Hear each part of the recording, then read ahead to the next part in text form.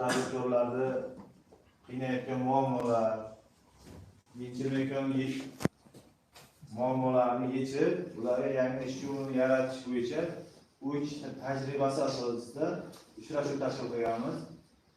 Kimda bank oldida yo boshqa masalalar bo'yicha ham kamchiliklar, qiynayotgan muammolar bo'lsa, aytsa marhamat, masalalarni yechib, sizlarga yengillik qilishga yordam beramiz.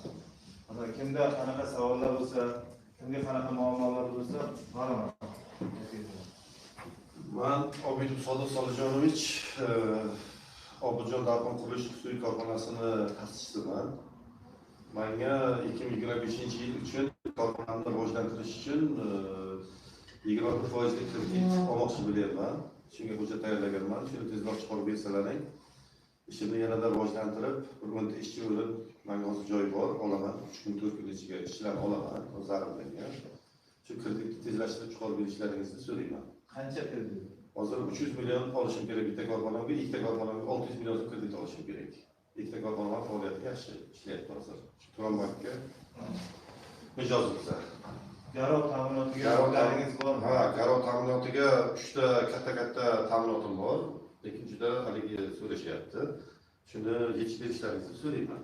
Masalan. Masala yo'q. Bugun o'zi kredit komissiyalar bor, garovni o'rganib, sizni masalangizga oydinlik kiritib, javobini aytamiz. Shu narsa kerak. Agar shu bo'lsa, ishlarim yanada rivojlanib ketadi. 7-8 yillar beri shu bankka, 10 yillar beri shu bankka yig'ilishdan keyin kredit xodimlariga uchrashtiramiz sizni. Kredit garov ko'rishga xodimlarimiz boradi. Bugun o'z masalangizga shu bo'lsa ketadi. Yana kimga savol bor? Men mas'uliyatli rahmatullayevich olaylik rahmatlar. Yana undan tashqari 2-3 firma ishlayapti. Hozir men katta restoran ochmoqchiman. Уже remontlar tugatganmiz. Boshlash uchun menga 2,5 milliard kredit kerak. Muddati uzoqroq, foizi kamroq. Garov ta'minot hammasi bor. Shunga yordam, amaliy yordam berishni so'raymiz. Qayerga joylashgan garov? Dagistga.